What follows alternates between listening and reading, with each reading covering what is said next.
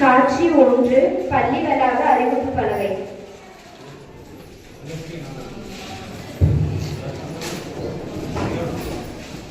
நம்ம பள்ளி அறிவிப்பு பலகையில என்ன செய்தி தந்திருக்காங்க?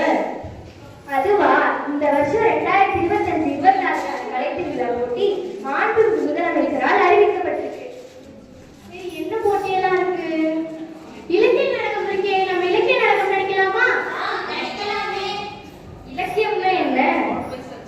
செந்தமிழ் வார்த்தைகளை பயன்படுத்தி நாடகம் பண்றதுதான் இலக்கிய நாடகம். சரி, என்ன தலைப்பு? பசுமையும் பாரம்பரியமும். சரி, ஒரு முறை நடித்து பார்க்கலாமா? பார்க்கலாமே.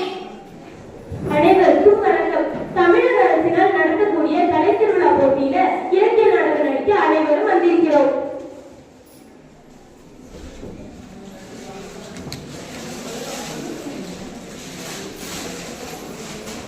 மங்கை, அதை குப்பை தொட்டியில் போடு. ஐயோ, ஒரு பை போட்டாலே பூமி அழியுமா?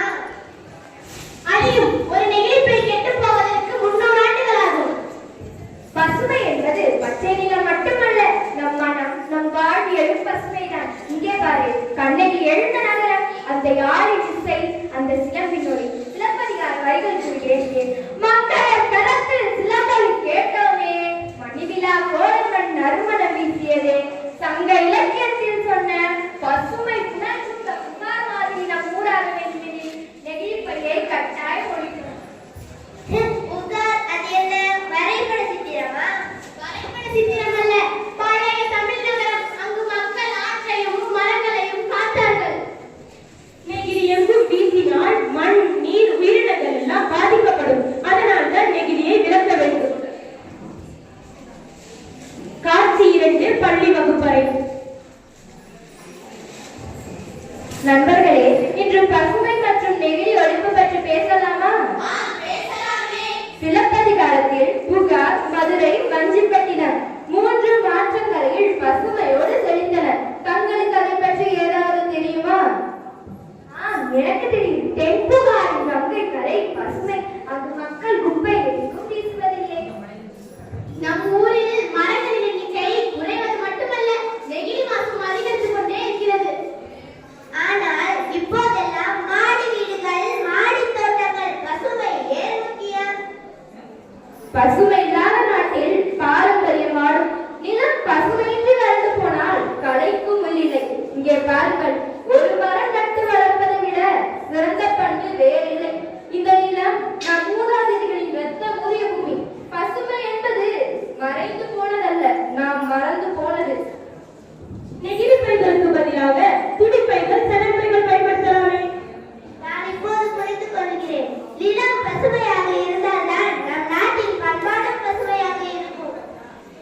வானம் தந்த மலையை வாழ்வாக்கும் பசுமை நம் பாட்டிமார் பாடும் பாரம்பரியம், பூமியில் பதித்த கதை.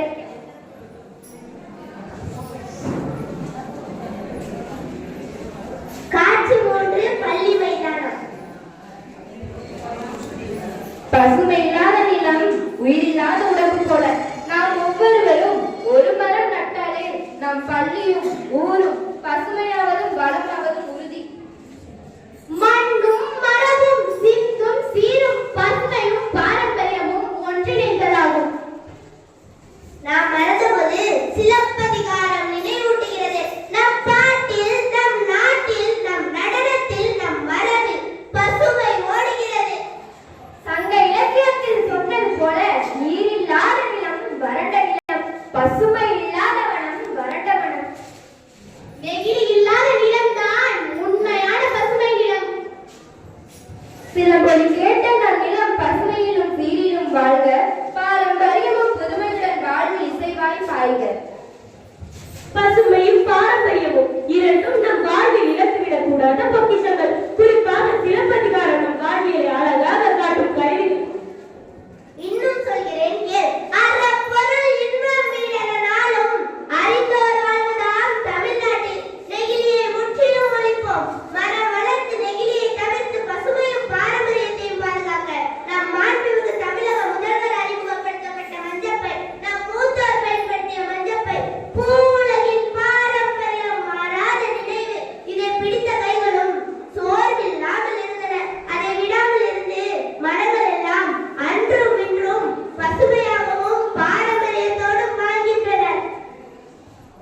பசுமை நிலம் வாழ்க, பாரம்பரியம் கலை வாழ்க, சிலம்பு போல் இருக்கட்டும் நம் மரபு. மீண்டும் சிலப்பதிகார வரிகள் கூறுகிறேன் கேள்.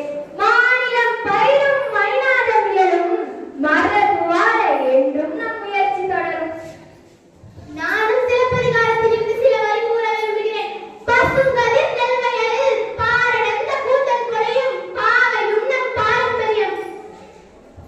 சிலப்பதிகாரம் ஒரு காவியம் மட்டுமல்ல, நம் வாழ்க்கையை வழிகாட்டி. பசுமையும் பாரம்பரியமும் சேரும்போதுதான் நம் பண்பாட்டு அடையாளம் திகழும்.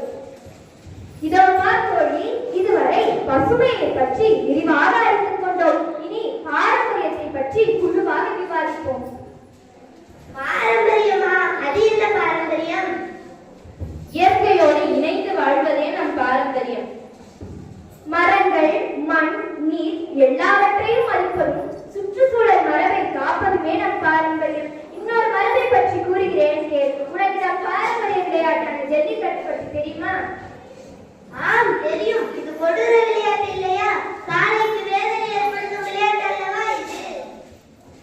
உனக்கு ஜல்லிக்கட்டு பற்றி சரியான புரிதல் இல்லை.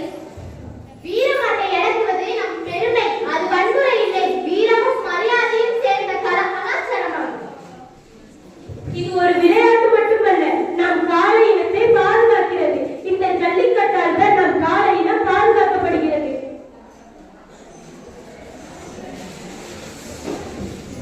நம் ஊரின் பெருமை நம் காளை. நம் வீர விளையாட்டு திருவிழா தான் ஜல்லிக்கட்டு. இதுதான் நம் பாரம்பரியமும் நம் மரபும். அது மட்டுமல்லாமல் நம் பாரம்பரியமான நெல்வகைகளை பற்றி தெரியுமா? அதுதான் மிகச் சிறந்த உணவாகும். இது என்ன உணவு? தற்போதைய துரித உணவுதான் நாவிற்கு சுவையூட்டும் உணவுகளாக உள்ளன.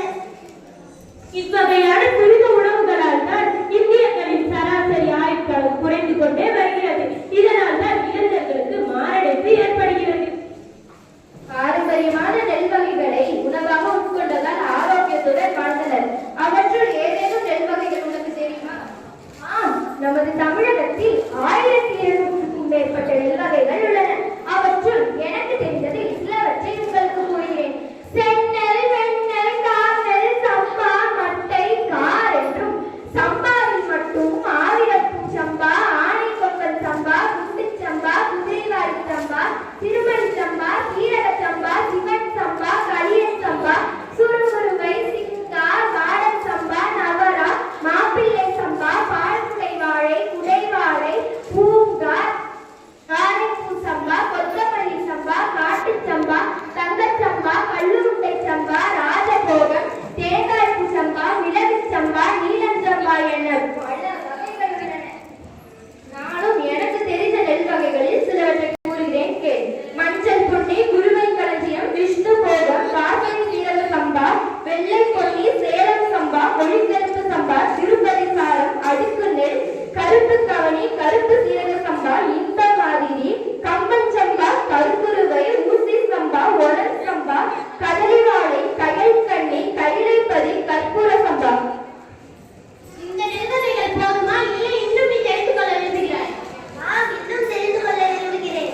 இன்னும் இருக்கிறது, சொல்கிறேன் கேள். வெள்ளைக்கார், முள்ளங்கார், கண்டக்கார், தூயமல்லி, பெருங்கார், வைகுண்டா, மதிமுடி, இடுமைப்பூ சம்பா, 60ஆம் குருவை போன்ற பல நெல்வகைகள் உள்ளன. இத்தனை நெல்வகைகள் உள்ளனவா? மிக சிறப்பாக இருக்கிறது. இத்தகைய சிறப்புகளால் தான் நெல் வகைகள் பாரம்பரியமாக திகழ்கின்றது. நான் இப்போது பசுமையைப் போலவே பாரம்பரியம் என்பது பழையது அல்ல, பசுமையானது என்பதையும் புரிந்து கொண்டேன். பசுமையும் பாரம்பரியத்தையும் பற்றி நாம் புரிந்து கொண்டால் போதாது, தமிழக மக்கள் அனைவரும் புரிந்து கொள்ள வேண்டும். அதனால்தான் நம் மாண்புமிகு தமிழக முதல்வர் பசுமை மற்றும் பாரம்பரியத்தை பற்றி பள்ளி மாணவ மாணவிகள் மூலம் விழிப்புணர்வை ஏற்படுத்துகிறார். நம்ம தமிழக முதல்வரின் அறிவுரைப்படி பசுமையும் பாரம்பரியத்தை பற்றி எங்களுக்கு தெரிஞ்சத இலக்கிய நாடகத்தின் மூலமாக உங்களுக்கு கூறியுள்ளோம். நாங்களும் பசுமையும் பாரம்பரியத்தை பாதுகாக்கின்றோம். நீங்களும் பசுமையும் பாரம்பரியத்தை பாதுகாத்துக் கொள்ளுங்கள்.